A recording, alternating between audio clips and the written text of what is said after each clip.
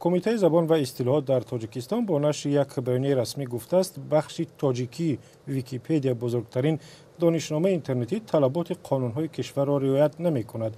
کمیته گفته است هنگام تفتیش مقاله‌ها در دانشنامه خطاهای زیادی املایی پیدا کردند و به ناشران محتوای تاجیکی دانشنامه هشدار دادند که همه این خطاها را اصلاح کنند. در رابطه با این موضوع صحبت داریم با عباس جوادی، مدیر منطقوی رادیو آزادی و محرر محتوای فارسی ویکی بوکس، کتابخانه رایگان اینترنتی. و آقای جوادی، به برنامه ما خوش آمدید.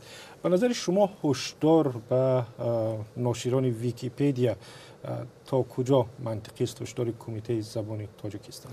اولا تعبیر هشدار خیلی جالب است، عجیب است. و ثانیاً نه ویکی‌پدیا نه هیچ وبسایت و یا دستگاه اینترنتی دیگر دنیا مجبور نیست قانون و یا قوانین فلان زبانی و فلان دولت یا حکومت یا هر کشور رو رعایت بکنند. هم چیزی نیست. سوم، ویکی‌پدیا یک اینترنت سایت، یک سایت تارنمای باز بین المللی هست. باز به معنای اینکه نمیدونم گفتید کی کمیته نمیدونم چیه دولتی زبان و ادبیات که من آشنا نیستم زیاد، اونا خودشون هم میتونن بیان و هرچی میخواهند به تاجیکی که فکر میکنن اون درست است، خوبم هست فکر میکنن درست است، به اون طریق میتونن خودشون بنویسن. این در منوپول یا کسی نیست. باز است به این معنا که شما هم طاهر جان میتونید این کارو بکنید، بنویسید به تاجیکی که با خط فارسی تاجیکی بنویسید، با خط لاتین تاجیکی بنویسید یا با خط سیریلیک فعلی تاجیکستان. و آقای جوادی، در تاجیکستان راجع به ویکی‌پدیا هرچند معلومات دارند اما بخش عمده مردم زیاد اطلاع ندارد راجع به این دانشنامه بزرگ. اون گناه ویکی‌پدیا نیست. آره. و لطفاً دایر به نقش همین دانشنامه میگفتید که بیده از روزنامه‌های بین المللی هم که گفتن جهان رو تغییر داد. من فکر کنم در ابتدای کار که ویکی‌پدیا شروع به کار کرد به عنوان یک انسیکلوپدیا شروع به کار کرد.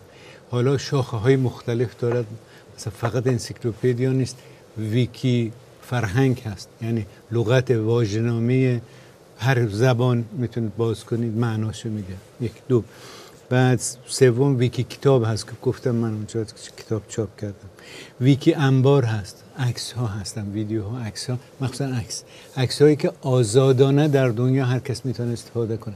اول ها که ویکی‌پدیا یعنی اون فرهنگ انسیکلوپدیای ویکی‌پدیا چاپ شد، شروع به چاپ کرد، کمی ناقص بود. اولا انگلیسی بود فقط، بعد تدریج فرانسه‌اش، روسیش، فارسیش اینا در آمد. بعد به نظرم تاجیکی هم شاید نوست. شاید تاجیکیش که 68,000 مقاله اونجا داره. بله. و خوب است. یعنی این زبان ها بعداً آمدن همشون.